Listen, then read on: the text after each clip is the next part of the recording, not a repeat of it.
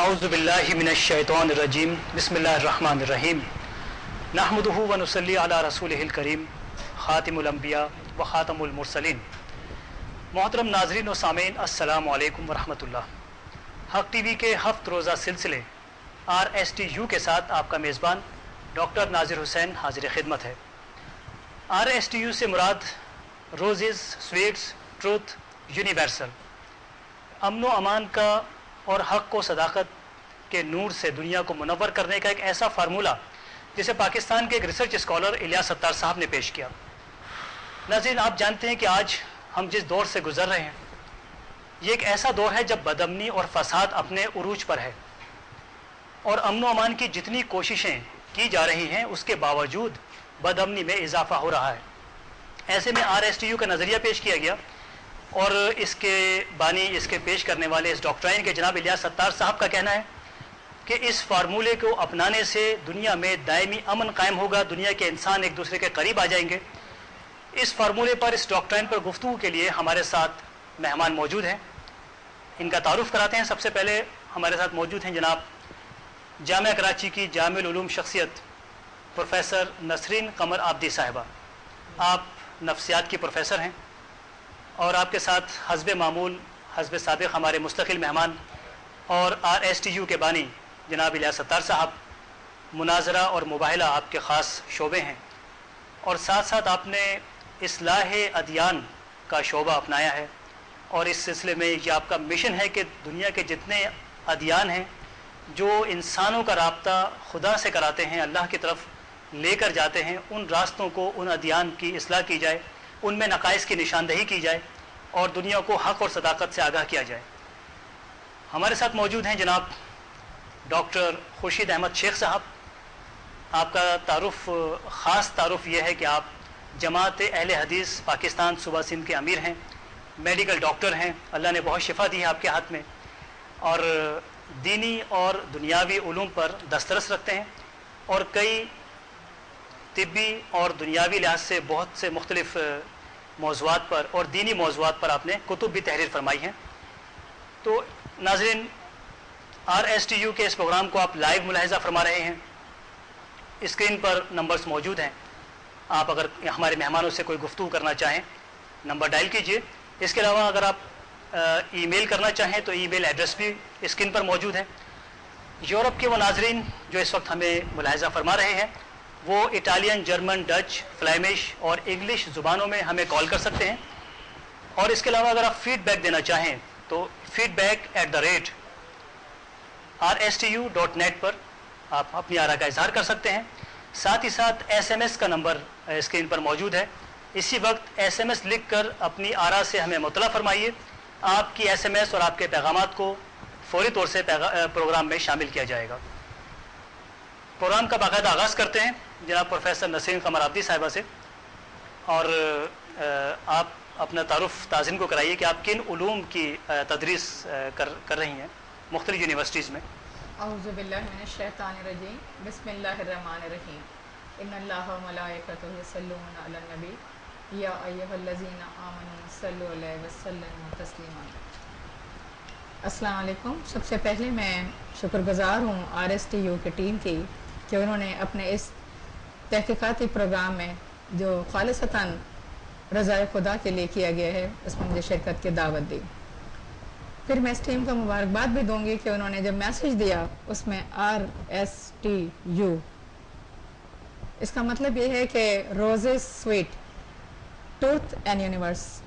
अगर हम कायनात में सच्चाई का कोई पैगाम पहुंचाना चाहें तो उसमें हम फूलों के ज़रिए, हम मिठाई की सूरत में सॉफ्टली अगर हम इसको कम्युनिकेट करें लोगों के सामने तो ज़्यादा ये मौसर होता है सच्चाई के साथ। ख़ास तौर पे अपना तारुफ कराते हुए बस इतना ही कहूँगी कि परवरदिगार ने शायद मुंतखब किया है इंसानों को अपने मखसूस काम के लिए, उसमें उसके कुछ इनायत करम मुझ पर भी है।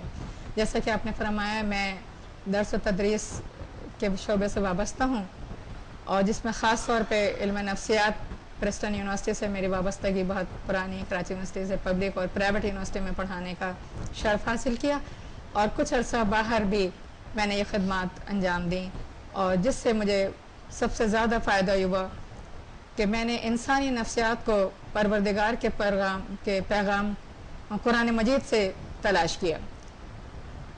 علم معرفت کے منزل یقیناً انسانوں کے لیے خوش آئند ہوتی ہے، اور ان کی ہمارے جو معاشرہ ہے اس میں ہم اس کی ترقی کی ضمانت بھی ہوتی ہے۔ بہت شکریہ الیاس ستار صاحب سے آج ایک خاص سوال ہے کہ روزیز اور سویٹس جو RSTU کے 2 شروع کے لیٹرز ہیں، اور یہ ٹرمز آپ نے استعمال کی مختلف تحفے تحائف سے متعلق، لیکن منظر نامہ کچھ تبدیل ہوا ہے اور آپ نے سویٹس کی جگہ آئس کریم کو دی ہے، اس کی کوئی لاجک ہے تو ناظرین کو آگاہ کیجیے۔ لاجک تو پہلے تو اعوذ باللہ من الشیطان الرجیم، بسم اللہ الرحمن الرحیم، نحمدہ و نصلی علی رسولہ الکریم، انشاءاللہ ماشاءاللہ سبحان اللہ۔ آئس کریم میں ایک صفت یہ ہے کہ وہ پگھلتا ہے، اور ہم جب پیغام لے جائیں گے تو امید ہے کہ لوگوں کے دل کو بھی پگھال سکیں گے، دلوں میں محبت پیدا ہوگی، سختی ختم ہوگا، ضد نہ ختم کرنا ہے۔ اور پگھلنا کا صفت تو پہاڑوں میں بھی برف پگھلتا ہے تو اس سے دریا بھی ہوتا ہے، اور کھیتوں میں ہریالی بھی اس سے آتی ہے، اور پھر سمندر میں جاتا ہے، پھر وہ پہاڑ کے اوپر برف بن کے جمع ہو جاتا ہے، بارش کے شکل میں کلاؤڈز جاتے ہیں۔ تو یہ جو آئس کریم ہے اس میں مٹھاس بھی ہے، اور پھول میں بھی خوشبو ہے، آئس کریم میں بھی خوشبو ہے۔ خوشبو بھرے ماحول میں حق کو پہنچانا اور لڑائی جھگڑا ختم کر کے یونیورسل کنسیپٹ آف مینکائنڈ دینا، یہی اپنا مقصد ہے۔ یعنی آپ کا کہنا یہ ہے کہ کسی تک کوئی بات پہنچانی ہو، کسی کو اپنے نظریات سے آگاہ کرنا ہو، ساتھ کچھ لیتے جائیں، ہاں، جو روزز ہوں یا کوئی ایسا کوئی سویٹس یا جو بھی اس کا ٹیسٹ ہو وہ ساتھ لے کر جائیں تاکہ وہ بات سننے پر آمادہ ہو۔ اپنا بولنے میں زبان مصروف ہو، اس کا کھانے میں زبان کھانے مصروف ہو۔ سبحان اللہ۔ ڈاکٹر خورشید صاحب، RSTU کا جو آخری ٹرم ہے وہ یونیورسل، اسے ایکسپلین کیجیے گا۔ اردو میں اس کو بین الاقوامی کہتے ہیں، اور جب دنیا میں بچہ آتا ہے تو اس کے بعد جو ہے وہ آہستہ آہستہ جب اس کی عمر ختم ہوتی ہے اور وقت موعود آ جاتا ہے تو اس کی روح اوپر چلی جاتی ہے اور جسم قبر میں چلا جاتا ہے، تو روح جو ہے اس کو فنا نہیں ہے، وہ دائمی ہے، اور جسم جو ہے اس کو فنا ہے۔ اور اس کے اندر یہ پیغام RSTU کا جو ہے وہ پوری دنیا میں جانا چاہیے، اور یہی وجہ ہے کہ الیاس ستار صاحب نے اس پروگرام کو پوری دنیا کو اپیل کیا، اور جب مباہلے کا چیلنج کیا تو اس میں بھی جو ہے پوری دنیا کو اپیل کیا، اور پوری دنیا اسرائیل کی عدالت میں بھی جو ہے جج اس کا بھی منظور ہے، قادیانی جج بھی منظور ہے۔ یونیورسل لیول پر جو ہے جب کام ہوا تو اس کا اثرات یہ ہوئے کہ یونیورسل لیول پر قادیانیوں کے خلاف ایک حجت قائم ہوئی، اور اخلاقی طور سے وہ ان کا جواب نہیں رہا کہ وہ قائم رہ سکے۔ ماشاءاللہ، بہت شکریہ الیاس ستار صاحب۔ موضوع گزشتہ 2 پروگرام سے اصلاح قادیانیت ہے۔ آپ نے قادیانی مذہب کے ان پوائنٹس کو ان پر ریسرچ کی اور انہیں آگاہ کیا کہ ان کے عقائد کہاں سے غیر اسلامی ہیں، اور آپ کی کوشش جیسا آپ نے کہا گزشتہ پروگرام میں یہ ہے کہ ان کی دنیا بھی بہتر ہو اور آخرت بھی بہتر ہو، اس کے علاوہ آپ کا کوئی انٹرسٹ اس میں نہیں ہے۔ گزشتہ پروگرام میں کچھ تشنیگی رہ گئی تھی، اور غالباً جو آپ کے نام میسیج دیا ٹی وی پر مرزا طاہر صاحب نے، اس حوالے سے آپ کچھ گفتگو کرنا چاہ رہے تھے آج۔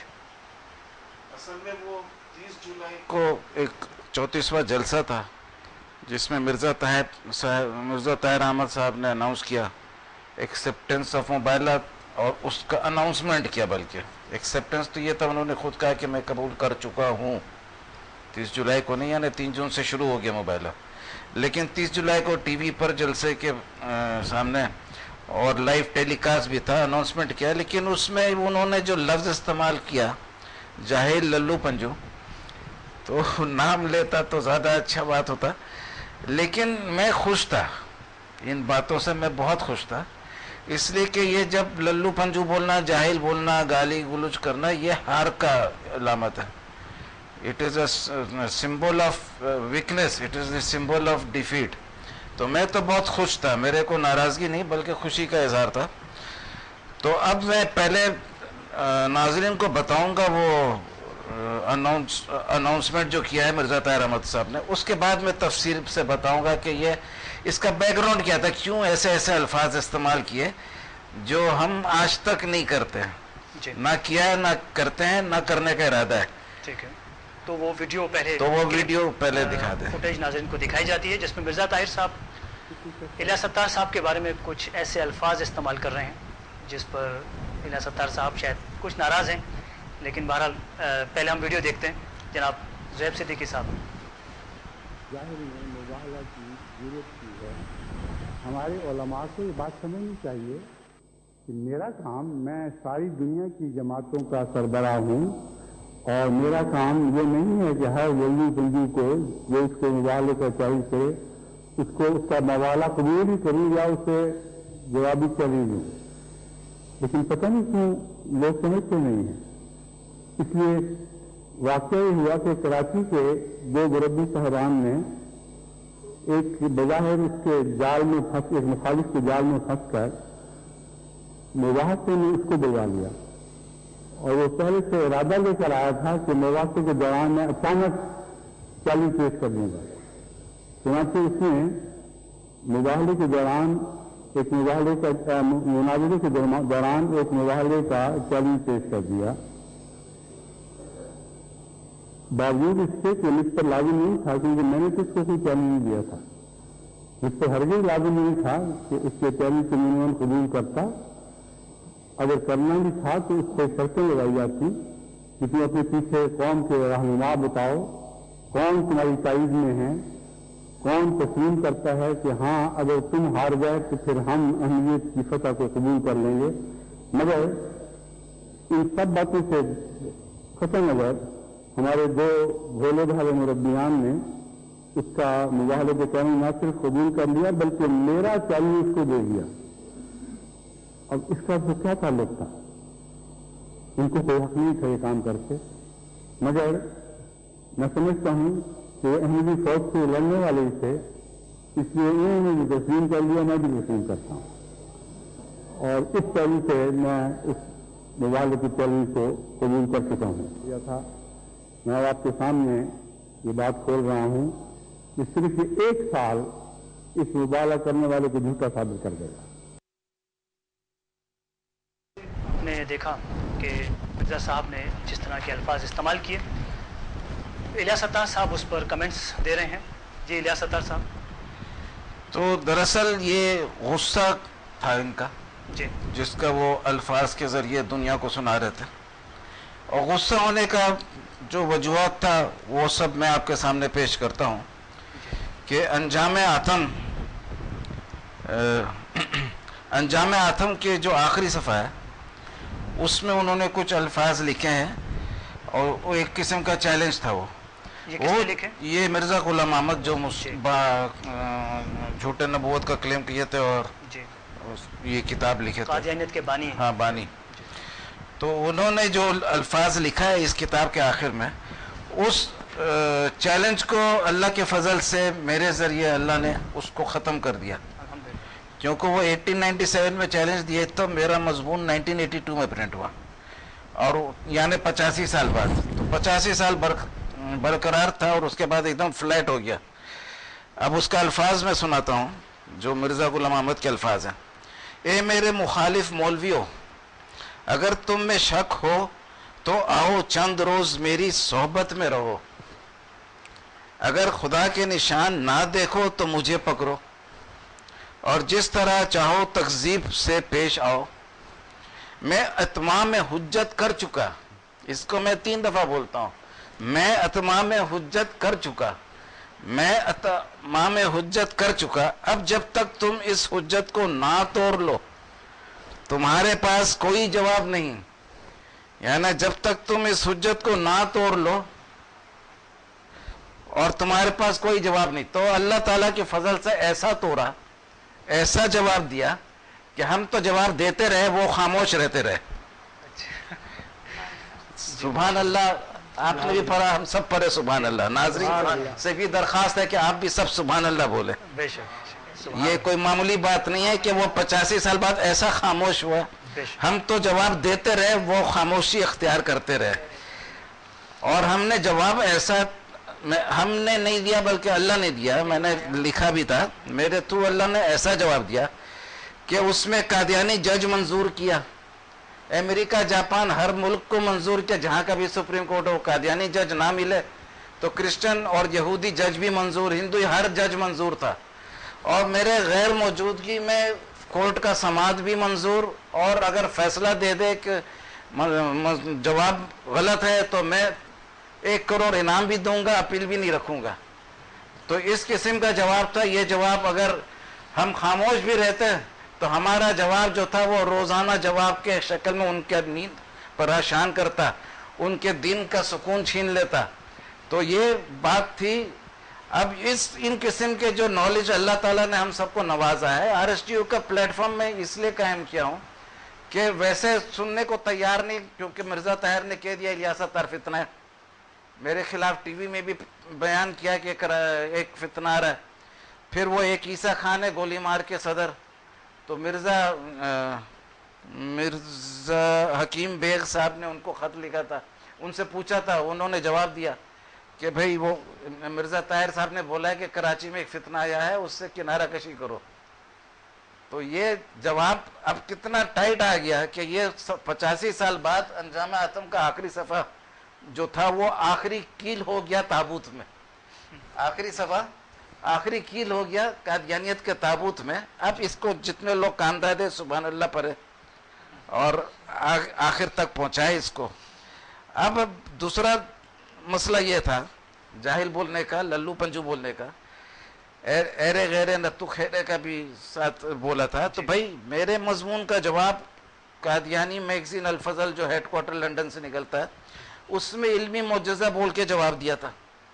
اس علمی معجزہ کو میں نے بولا کہ بھائی اس میں میرا تو انعامی مضمون کا ذکر نہیں ہے، اگر مرزا طاہر صاحب صرف یہ بتا دیں کہ 3.5 صفحہ کے جواب میں کس صفحے میں کس پیراگراف میں میرا جواب موجود ہے، میں 10 لاکھ روپیہ دوں گا۔ صحیح اور غلط جواب نہیں، خالی جواب کا نشاندہی دے دے کہ اس پیراگراف میں جاہل کا جواب موجود ہے، تو میں عالم کو 10 لاکھ روپیہ تحفہ دوں گا۔ لیکن وہ عالم کیسا عالم نکلا کہ علمی معجزہ کا فراڈ ثابت ہو گیا۔ اب عالم کیسا تھا اللہ کو معلوم، علمی معجزہ جو تھا وہ تو فراڈ تھا۔ اچھا، وہ اور مزے کی بات یہ ہے کہ یہ مرزا طاہر احمد صاحب جو قادیانیت یہ موبائلہ آفر کیے تھے، وہ صرف بڑے بڑے لوگوں کو نہیں کہتا، نام تو دیے تھے ضیاء الحق کو بھی آفر کر رہے اس کو ختم نبوت کے علماء حضرات کو، لیکن ساتھ میں انہوں نے ایک بہت قیمتی الفاظ بھی یہ بھی تھا کہ all those scholars who have authored anti-Ahmadiyya literature, be it in the form of pamphlets, books or articles. تو میرے سے زیادہ مستحق ڈیزرونگ کون سا آرٹیکل تھا میرے آرٹیکل سے علاوہ جس کو ختم نبوت نے انعام دیا تھا؟ مولانا حضرت یوسف لدھیانی رحمۃ اللہ علیہ نے کہا تھا میں نے کوشش کی میرا کتاب آپ کے مضمون کے جیسا ہو، اور اس کے علاوہ کیا بولتے ہیں موتی والا صاحب نے بھی لکھا تھا کہ یہ ختم نبوت کا معجزہ ہے، معجزہ اس قرار دیا تھا۔ اور فتح مبین بھی ایک آرٹیکل اس نے لکھا تھا بعد میں۔ اچھا، 1983 میں ختم نبوت کے میگزین میں یہ پرنٹ ہوا تھا، تو اہم تحقیق بول کے پرنٹ ہوا تھا۔ احمد بخش چندہ نے بولا کہ یہ قادیانیت کی عمارت کو ہلا کر رکھ دیا، اور نور ہال کے جو امام تھے، یہ قادیانی کا جو عبادت گاہ ہے نور ہال گلبرگ میں، اس کے امام صاحب داؤد صاحب کے پاس گئے تھے ہم لوگ، تو اس نے کہا تھا کہ الیاس ستار کا ہم زمین کے ججوں کو نہیں مانتے، الیاس ستار کے مضمون کا فیصلہ ہم نے آسمانی جج کے پاس دے دیا۔ اچھا، تو جب اتنا کچھ ہو چکا تھا اور آرٹیکلز لکھنے والوں کو بھی موبائل آفر کیا تھا، تو اس سے زیادہ اور کون سا آرٹیکل تھا جو ڈیزرو کرتا؟ اور جو موبائلہ کیا تھا تو پریشان ہو کے کیا تھا، پریشان ہو کے کیا تھا کہ اب دنیا میں تو ہم لوگ کا پورا دلیل ختم ہو گیا، اب ہو سکتا ہے کہ موبائلے کے ذریعے، کیونکہ یہ لوگ خواب بہت دیکھتے ہیں، وہ خواب میں رسول پاک صلی اللہ علیہ وسلم ان کو تصدیق کرتے، میں نے 10 دفعہ بولا یہ بالکل جھوٹا خواب ہے، اس سے باز آ جاؤ، یہ کوئی رسول پاک صلی اللہ علیہ وسلم نہیں آتا۔ یہ صحابی لوگ کے لیے تھا جب وہ بولے تھے کہ بھائی میرا شکل اختیار نہیں کر سکتا، تو صحابی لوگ نے اوریجنل شکل دیکھا تھا. تو اگر آج بھی کوئی دیکھ لے، اللہ نواز دے اس کو، ایک الگ بات ہے، لیکن اس کو کم از کم دلائل کے ساتھ بھی تو تول کے تو دیکھو. یہ تو نہیں کہ بس رات کو دیکھے اور صبح تم بہت خوش ہو گئے. بھائی بعد میں دیکھو کیا دیکھا. میں نے تو یہ بھی کہا تھا قادیانیوں سے کہ بھائی رسول پاک صلی اللہ علیہ وسلم اگر حقیقت میں آ رہے تمہارے خواب میں، تو ان سے درخواست کرو کہ بھائی اس کا جو آرٹیکل ہے وہ ہم لوگ کو بہت پریشان کر رہا ہے دنیا میں، اس کا جواب بھی دیجئے. اگر سچا خواب ہوتا تو جواب بھی ملتا. یہ کیا خالی میٹھا میٹھا بات کر کے چلے گئے اور تم بس اسی میں خوش ہو رہے ہو. اور مرزا طاہر نے بولا ہمارا خواب سچا ہوتا ہے. میرے کو بھی یہ لوگ آ کے بولے تھے دلیل مت کرو، اللہ سے بشارت مانگو. اچھا اب یہ سب باتوں کا خواب جھوٹا ہونا یہ سب ثابت ایسے ہو گیا. اور موبائلے میں جو جاہل للو پنجو بولا، اور بھی ایک نقطہ ہے اس کا کہ سن 2002 میں شیطان کے چیلے لکھا، یہ لندن سے شائع ہوا اور قادیانی آفیشیل ویب سائٹ میں بھی ہے. تو اس میں میرے جو انعامی نقطہ تھا جس کا 85 سال میں جو توڑ کے میں نے دیا تھا، اس نقطے کو صحیح تسلیم کر لیا.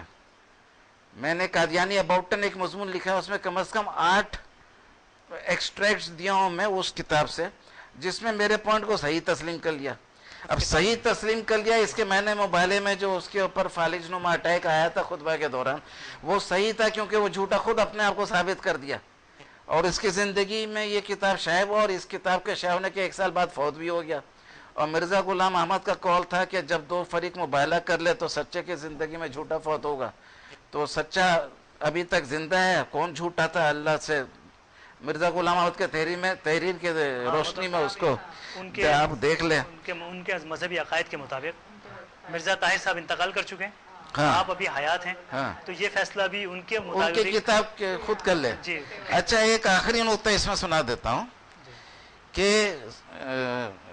مرزا صاحب نے کہا تھا کہ آپ کے سامنے میں یہ بات کھول رہا ہوں، اس کی میں نے پیشن گوئی کر رہا ہوں کہ یہ 1 سال مباہلہ کرنے والے یعنی الیاس ستار کو جھوٹا ثابت کرے گا. جی یہ ان کی اسپیچ میں بھی تھا. اسپیچ میں تھا آخر میں. جی. ہاں.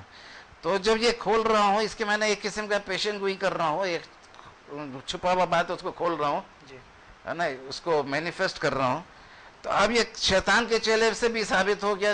ایک تو وہ جو 20 اگست کو ناروے میں جمعہ کے خطبہ میں فالج نما اٹیک ہوا، کچھ بول نہیں سکے، دماغ کام نہیں کیا.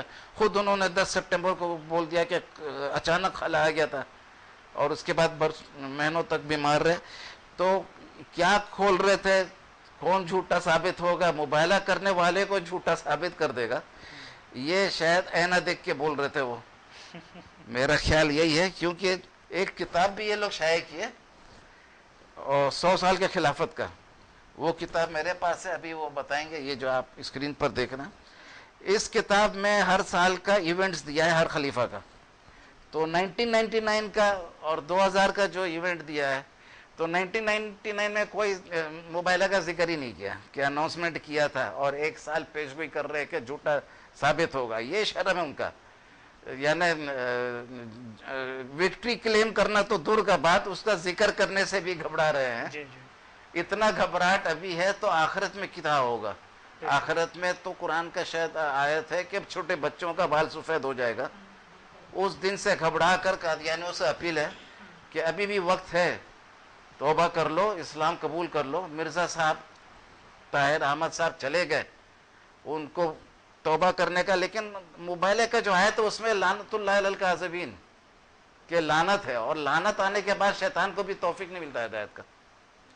اگر لعنت آ گیا سزا کے بعد تو توفیق مل جائے وہ الگ بات ہے، لیکن جب لعنت برسے کسی کے اوپر تو وہ لعنت کے بعد پھر میرے خیال سے میرے خیال I am not very sure, لیکن ابھی اچانک میرے ذہن میں آیا کہ لعنت آنے کے بعد پھر ہدایت والا بات نہیں رہتا.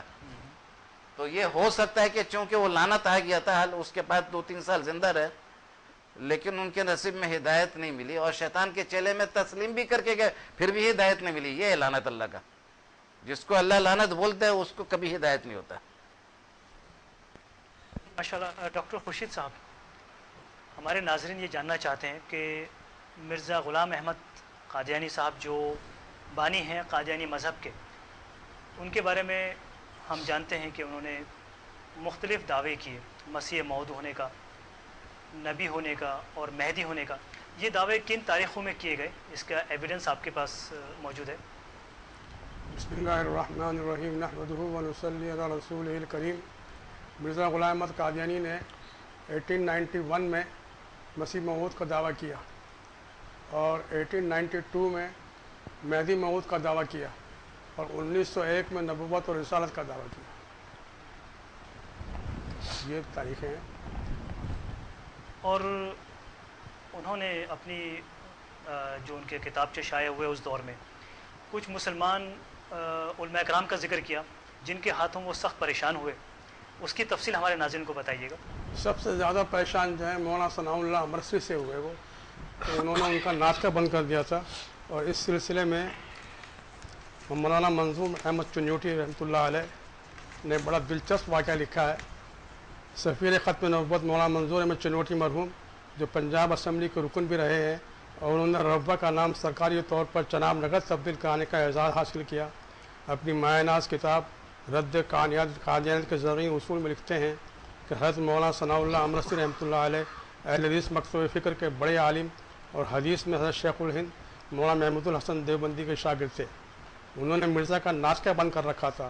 جب بالکل پانی سر سے گزر گیا اور مرزا قادیانی کی بوکھلاہٹ حد سے تجاوز کر گئی تو اس نے عاجز آ کر آخری فیصلے کے طور پر ایک اشتہار شائع کرایا کہ بخت مولوی ثناء اللہ صاحب مدت سے آپ کے پرچے اہل حدیث میں میری تکذیب اور تکفیر کا سلسلہ جاری ہے. ہمیشہ مجھے آپ اپنے پرچے میں مردود، کذاب، دجال، مفسد کے نام سے منسوب کرتے ہیں. میں نے آپ سے بہت دکھ اٹھایا اور صبر کرتا رہا.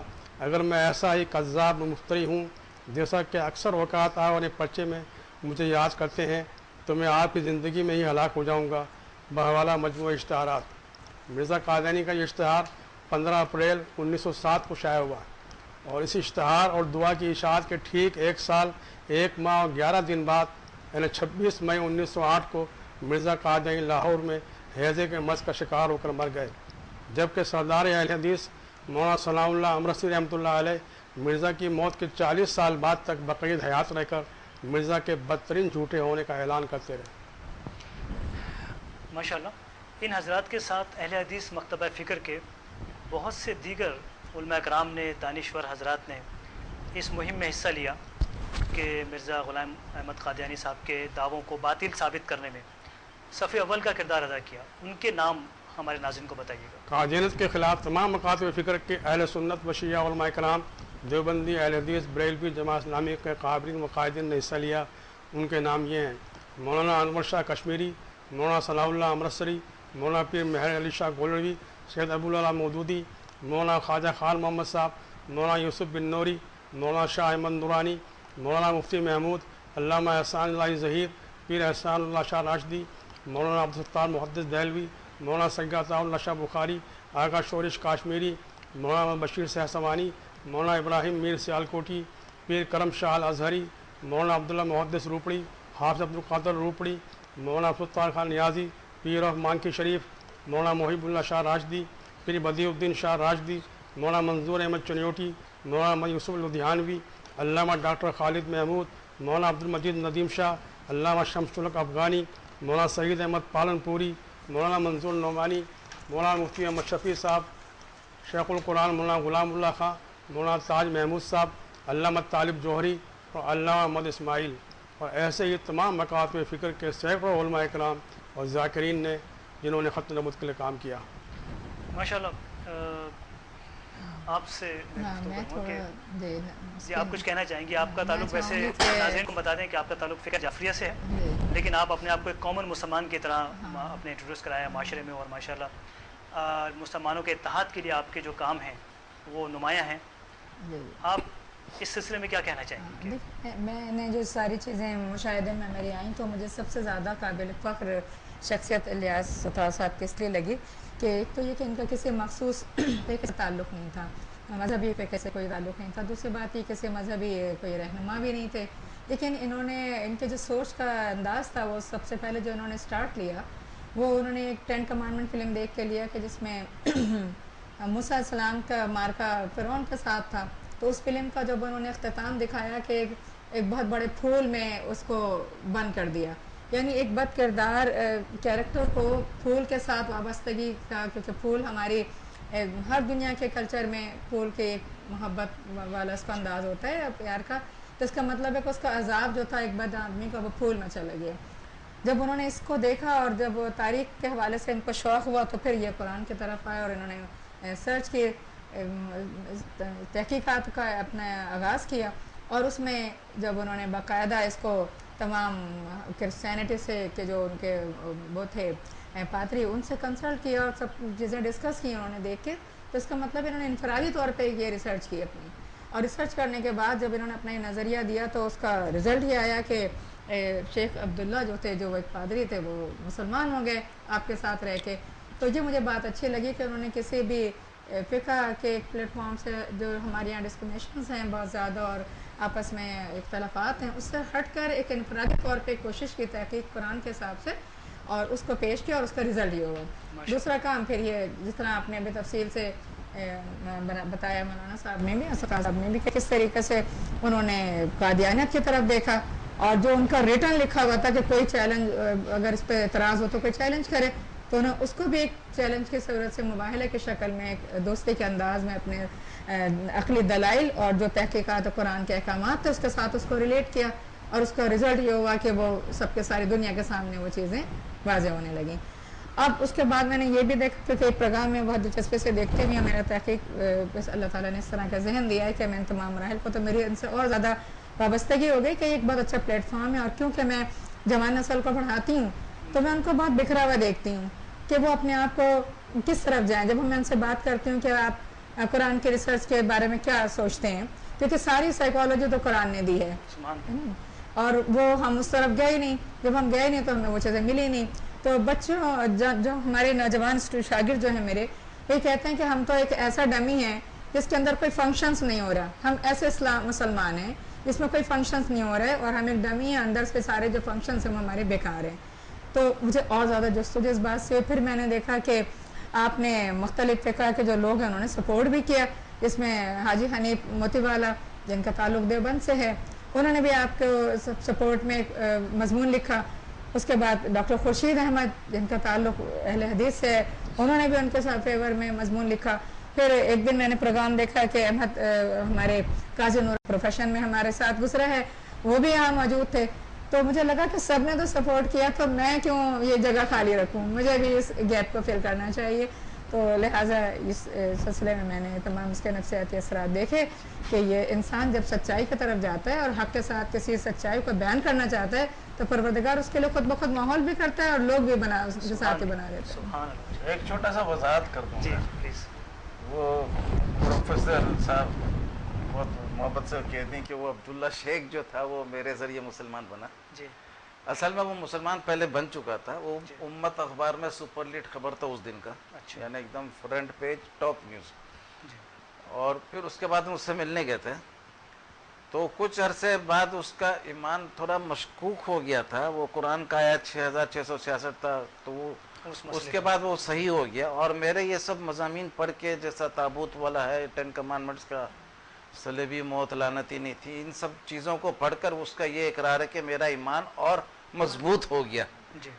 لیکن بنا تھا پہلے، یہ اس کا کریڈٹ میرا نہیں ہے.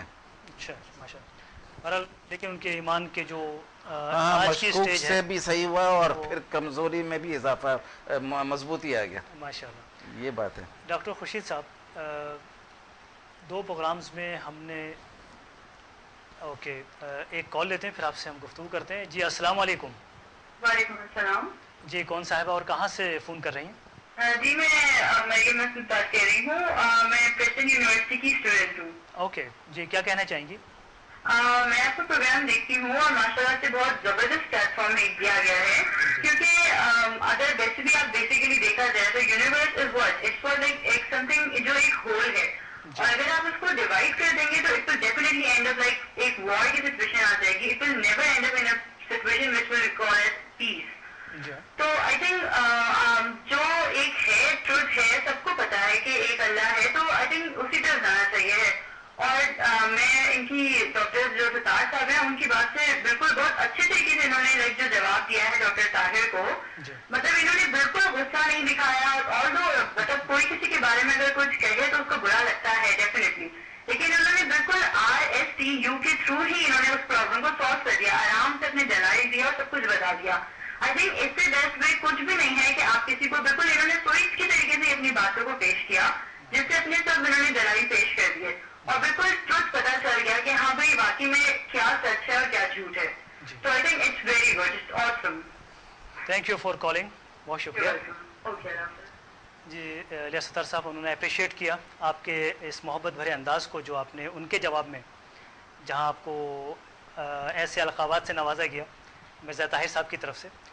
تو ہم یہی بات کر رہے تھے کہ قادیانی جو طبقہ ہے یا کہہ لیں جو مذہب, جو لوگ اس مذہب میں شامل ہوئے انہیں غیر مسلم قرار دیا گیا. یہ کام پاکستان کی قومی اسمبلی میں ہوا اور سارے مکتبہ فکر کے لوگوں نے اور دانشور حضرات نے اس میں حصہ لیا. لیکن ہم اپنے ناظرین کو یہ بتانا چاہیں گے کہ قادیانی حضرات کو اپنی صفائی کے لیے بھرپور موقع فراہم کیا گیا. پہلے انہوں نے قومی اسمبلی میں اپیل دائر کی, پھر وہ صوبائی جو ہائی کورٹس ہیں وہاں تک پہنچے, اس کے بعد سپریم کورٹس میں گئے. تو آپ بتائیے ہمارے ناظرین کو کہ ان اپیلوں کی کتنی تعداد تھی اور ان کے کیا نتائج ان برآمد ہوئے؟ اپیلوں کی تعداد 8 تھی. 8 تھی. اس کے بعد سپریم کورٹ کے چیف جسٹس محمد افضل ذلو نے ایک 5 رکنی بینچ قائم کیا, جس میں جسٹس شفیع الرحمان, جسٹس محمد افضل لون, جسٹس ولی احمد خان اور جسٹس سلیم اختر شامل ہیں. اس بینچ نے بھی تاریخی فیصلہ دیا اور تمام اپیلیں مسترد کر دی, تمام اپیلیں رد ہو گئی. جی ہاں, اس سے مراد یہ ہے کہ قومی اسمبلی کا فیصلہ برقرار رہا اور ہائی کورٹس کا فیصلہ یہ برقرار رہا, صوبائی اسمبلی کا فیصلہ یہ برقرار رہا. جی چاروں صوبائی اسمبلیوں نے میں کافی قرار دیا. جی تو یہ یونانی مسئلی فیصلہ تھا, متفقہ, اس میں کسی کا اختلاف نہیں ہے. جی اس میں شیعوں نے حصہ لیا, اس میں دیوبندیوں نے حصہ لیا, اس میں بریلیوں نے حصہ لیا, اس میں اہل حدیثوں نے حصہ لیا, تمام مکاتب فکر, اس لیے کہ یہ متفق علیہ و اجماعی مسئلہ ہے اور اس میں کسی کا اختلاف نہیں ہے. صحابہ کرام کے دور میں جب یہ مسئلہ اٹھا تو انہوں نے جو ہے مسلمہ قذاب کا فیصلہ قتل سے کیا, اور حالانکہ مسلمہ قذاب مستند تواریخ سے ثابت ہے کہ نماز پڑھتا تھا, رسول اللہ علیہ وسلم کی نبوت کو ہی مانتا تھا, مگر ساتھ میں خود بھی دعوے دار تھا, تو صحابہ کرام نے اس کو قتل کر دیا. یہ پہلا اجماعی فیصلہ تھا, اور اس کے بعد متواتر فیصلے ہوتے رہے. ابھی حال ہی میں یوسف قذاب ایک دعویٰ کیا تھا نبوت کا, اور اس کو پھر حکومت نے جیل میں بھیج دیا, تو جیل میں بھی جا کر ایک مرد مجاہد نے اس کو قتل کر دیا. تاریخ دہرائی گئی. جی مسلمانوں, جس نے بھی جو ہے اب وہ یہ جو مسئلہ ہے یہ متفق علیہ مسئلہ ہے, اور اس کے لیے سب سے بڑا کام جو کیا وہ الیاس ستار صاحب نے کیا کہ مباہلہ جو ہے اور ایسے دلائل رکھ دیے کہ جو کہ بالکل 2-2-4 کی طرح, اس کا رد ہو ہی نہیں سکتا, اور اس دلائل کا کوئی توڑ ہی نہیں. یہی وجہ ہے کہ قادیانی عاجز آ گئے اور وہ دلائل دے ہی نہیں سکے, اور یہی وجہ ہے کہ ان کی شکست ہوئی اور ان کی زندگی کے اندر مرزا طاہر جو ہے اس کی موت واقع ہوئی, اور عبرت ناک موت ہوئی کہ خطبہ دیتے ہوئے جو ہے اس کی زبان بند ہو گئی, اور وہ 2-3 الفاظ ادا کر کے پھر خاموش ہو گیا, اور اس کو فوراً جو ہے پھر واپس لے گئے. یہ کتنی بڑی عبرت ناک موت ہے. ڈاکٹر صاحب, آپ Islamic research and welfare society trust کے چیئرمین بھی ہیں, وہاں اسلام پر اور دوسرے ادیان پر تحقیق بھی کی جاتی ہے. جی ہاں, ہم آپ ستار صاحب نے ابھی ایک نظریہ RSTU کی صورت میں, آپ چونکہ ان کے درینہ رفیق بھی ہیں, ان کا کہنا یہ ہے کہ قرآن پر تحقیق کی جائے اور وہ نشانیاں جو قرآن نے جس کا انکشاف کیا یا قرآن میں تحریر ہیں وہ زمین پر ظاہر ہو چکی ہیں, انہیں لے کر غیر مسلموں تک پہنچا جائے, جس میں قادیانی بھی شامل ہیں. ظاہر ان کے رہنماؤں نے انہیں راستے سے بھٹکایا ہے, اور اب اگر ہم قرآن کی حقانیت لے کر ان تک پہنچیں, عیسائیوں تک پہنچیں, یہودیہ تک پہنچیں, تو انشاءاللہ تعالیٰ وہ دنیا جو اس وقت حق کی تلاش میں ہے, اپنے مذاہب تو چھوڑ چکے. جیسے ہم نے پہلے ذکر کیا کہ یورپ میں ایسی تنظیم وجود میں آ چکی ہے جو عیسائی پادریوں کی ہے, اور وہ منحرف پادری ہیں جنہوں نے عیسائیت کو ترک کر دیا, تو وہ حق کی تلاش میں. تو ہم یہ کام کیسے کیا جائے کہ حق کی ان نشانیوں کو لے کر غیر مسلموں تک پہنچنا, یہ کام کیسے کیا جائے؟ یہ کام جو ہے دراصل میں علمی تحقیق سے ہو سکتا ہے, اور اس سلسلے میں الیاس ستار صاحب جو کام کر رہے ہیں ہمیں یہ چاہیے کہ اس کام کو مزید بڑھائیں اور پورے عالم میں پھیلائیں. اس کام کو دنیا کے اندر پھیلا کے پورے عالم میں جب پھیلائیں گے تو اس کی روشنی پھیلے گی اور لوگ جو ہے وہ مسلمان ہوتے جائیں گے. یہی وجہ ہے کہ اس وقت یورپ کے اندر سب سے زیادہ عورتیں مسلمان ہو رہی ہیں اور اتنی کثرت سے ہو رہی ہیں کہ میں ان کے انٹرویو پڑھتا ہوں تو مجھے معلوم ہوتا ہے کہ دل کی سچائی سے وہ مسلمان ہو رہی ہیں. جی ماشاء تو اللہ. اس تحقیق کو اس طرح پھیلایا جی جاتا ہے. ماشاء اللہ. جی ڈاکٹر صاحب آپ اگر ہم جوانوں پہ کام کریں کیونکہ وہ ان کے دل میں بھی اس بات کا جذبہ ہے, وہ اس بات سے بھی خائف ہیں کیونکہ ہمارے ملک کا جو پراشور ماحول ہے اس میں وہ چاہتے ہیں کہ ایسی ریلیجیس قیادت ان کو ملے جہاں ان کو وہ مطمئن ہو سکیں, اور علم تو ضرور وہ حاصل کریں لیکن ریسرچ کی طرف وہ آئیں. اس کے لیے کچھ گورنمنٹ کی سپورٹ بھی ہے, لیکن جس طرح انفرادی طور پر ستار صاحب نے اپنی کوششیں کی تو اپنا ایک گروپ بنا لیا انہوں نے. تو میں چاہوں گی کہ اسی پلیٹ فارم سے ایک میسج میں دینا چاہوں گی نوجوانوں کو بھی کہ وہ ضرور علم تحقیق کی طرف آئیں, جدید علوم سے واقفیت بھی ہو, لیکن ان کے ایک ہاتھ میں قرآن اور دوسرے ہاتھ میں تمام سائنسی علوم کی ڈگریاں ہوں, جس کو ملا کے اگر وہ اپنی شخصیت کی تکمیل کریں گے تو میں سمجھتی ہوں کہ کہیں خلا نہیں ہوگا اور ہم جلد سے جلد اپنے معاشرے کی اس حالت کو, دگردوں حالت کو ہم بدل سکتے ہیں. ماشاء اللہ. یہ تاریخی جملہ پروفیسر صاحبہ نے کہا کہ ایک ہاتھ میں قرآن اور ایک ہاتھ میں سائنسی علوم لے کر ساری دنیا کے انسانوں تک پہنچا جائے. الیاس ستار صاحب آپ کیا فرمائیں گے کہ یہ کام کیسے کیا جائے گا؟ سائنسی علوم ہو ایک ہاتھ میں, جبکہ مسلمانوں کے بارے میں کہا جاتا ہے کہ وہ ایک ہاتھ میں قرآن دوسرے میں تلوار لے کے چلتے ہیں. تو آپ اس کی وضاحت کیجیے گا ذرا. میرے سے زیادہ وضاحت یہ پینافلیکس کر رہا ہے آپ کے پیچھے, ایک طرف پھول دوسرے طرف آئس کریم اور بیچ میں RSTU. تو بس یہی طریقہ ہے کہ بھائی کچھ سامنے والے کو منہ میٹھا کر دے, جی اس کے خوشبودار اس کے فیلنگز کو کر دے جی پھولوں کے ذریعے, اور پھر وہ حق بات جو آپ کو ملا ہے, آپ کے جو دنیا میں بہت لوگ کر رہے ہیں, جی کوئی ہم لوگ اکیلے تو نہیں ہیں, اور بھی اچھے اچھے ادارے ہیں جو کام کر رہے ہیں, جی فرقہ واریت سے ہٹ کے وہ اپنے آپ کو مسلمان سمجھ کے کام کر رہے ہیں, جو اللہ تعالیٰ نے سائنس کے تھرو علم دیا ہے. اور صرف سائنس کے تھرو نہیں, سائنس کے علاوہ بھی بہت سارے علم آئے ہیں, ان سب کو آگے خوشبو اور مٹھاس کے ساتھ میں بڑھائیں, اور انشاءاللہ اس کا رزلٹ بھی خوشبو والا مٹھاس والا ہوگا. ماشاء اللہ. ڈاکٹر خورشید احمد صاحب, آپ کیا پیغام دینا چاہیں گے RSTU کے حوالے سے ہمارے ناظرین کو؟ RSTU کے حوالے سے جو ہے میں دو شخصیتوں کو خراج تحسین پیش کرتا ہوں. ایک جو ہے وہ متین خالد صاحب, محقق اہل حدیث اور مورخ اہل حدیث, مورخ قادیانیت, جنہوں نے قادیانیت پر بڑا کام کیا ہے. اور دوسرے ہمارے الیاس ستار صاحب, جنہوں نے جو ہے ریسرچ سے اور اپنی تحقیق سے جو ہے قادیانیت کے خلاف اتنا کام کیا کہ قادیانیت کو جو ہے وہ اخلاقی جواز ختم کر دیا ہے کہ اب وہ قائم رہ سکے. اب وہ ہر درمی کی بنا پر قائم ہے, ورنہ اخلاقی جواز کوئی نہیں ہے, کیونکہ اب تک اس کا جواب نہیں آیا ہے. ابھی تک اس مبالغے کا کوئی جواب نہیں ہے. جی اور قادیانی پوری دنیا میں پھیلے ہوئے ہیں, اور ان کے پاس ریسرچ کے بھی بڑے پروگرام ہیں, ان کے پاس پیسہ بھی بہت ہے, فنڈس بھی بہت ہیں, مگر اس کے باوجود وہ عاجز ہیں کہ اس کا جواب دے سکیں. جی. جہاں یہ آپ نے جو کہا کہ قادیانیت دنیا میں اس وقت ہر جگہ قادیانی موجود ہیں, میں کچھ عرصہ یورپ میں رہنے کا موقع ملا, تو وہاں زیادہ تر وہ حضرات قادیانی بن رہے ہیں جنہیں یورپ میں اسٹے چاہیے, اور یورپ والوں نے ایک اپورچونٹی دی ہے کہ کوئی شخص جو مسلم کنٹریز سے آیا ہے یا کوئی بھی اگر وہ قادیانی بن جائے تو اس کو پولیٹیکل اسائلم دے دیا جائے گا, سیاسی پناہ دے دی جائے گی. یہ ایک اپورچونٹی دی ہے, جس کی وجہ سے وہاں ہوتا یہ ہے کہ لوگ عارضی طور پر بھی قادیانی بن جاتے ہیں کہ 4 5 6 سال جو یورپ میں گزارنے ہیں, جو کچھ بھی ارننگ کرنی ہے, جو کمانا ہے, قادیانی بن کے کماتے ہیں بیچارے. اور اس کے بعد میں نے اکثر کو دیکھا کہ ہمارے اسلامک سینٹرز میں آتے تھے, توبہ کرتے تھے اور بتایا کرتے تھے کہ ہم نے یہاں اسٹے لینے کے لیے قادیانی بنے اور اب ہم استغفار کرنے, توبہ کرنے اسلامک سینٹر پہنچے ہیں. تو ایک کالر کو اپنے ساتھ شامل کرتے ہیں. السلام علیکم. وعلیکم السلام ورحمۃ اللہ وبرکاتہ. جناب RSTU کے ہوسٹ صاحب ڈاکٹر ناظر حسین صاحب, محترم الیاس ستار صاحب, جناب قبلہ ڈاکٹر خورشید احمد شیخ صاحب, محترمہ نسرین صاحبہ, میں جی اپنا نام بتائیے گا پلیز. محمدی عرض کر رہا ہوں. جناب ویلکم. وہ کہتے ہیں کہ مجھ سے بہتر میرا ذکر ہے کہ تیری محفل میں تو ہے. ماشاء اللہ, ماشاء اللہ آپ کا پروگرام بہت شاندار جا رہا ہے, شکریہ. اور ہر پروگرام پہلے سے بہتر ہوتا ہے. RSTU کا یہ نظریہ پوری دنیا میں جہاں جہاں کی بھی دیکھا جاتا ہے, اور میں سمجھتا ہوں کہ اس پروگرام کی وجہ سے RSTU کی سوچ اور فکر کی وجہ سے نہ صرف یہ کہ ہماری سوچ و فکر عام ہو رہی ہے بلکہ حق ٹیلی ویژن کو پوری دنیا میں دیکھے جانے کی خواہش پیدا ہو رہی ہے.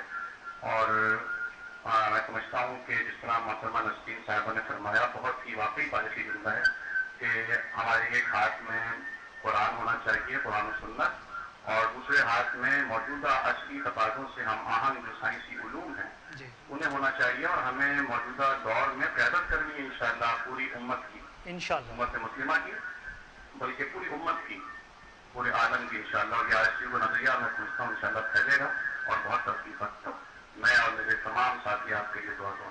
بہت شکریہ آپ کی کال کا، جزاک اللہ. جی ڈاکٹر صاحب آپ کچھ کہنا چاہ رہی ہیں؟ میں تو آخر یہ کہنا چاہوں کہ یا رب دل مسلم کو جی وہ زندہ تمنا دے جو روح کو تڑپا دے اور قلب کو گرما دے. ماشاء اللہ. اب جہاں تک تعلق ہے قادیانیت کے حوالے سے گفتگو کا، آپ کی تمام ریسرچ نے یہ ثابت کر دیا. آج ہمارا پروگرام اس موضوع کے ساتھ ختم ہو رہا ہے.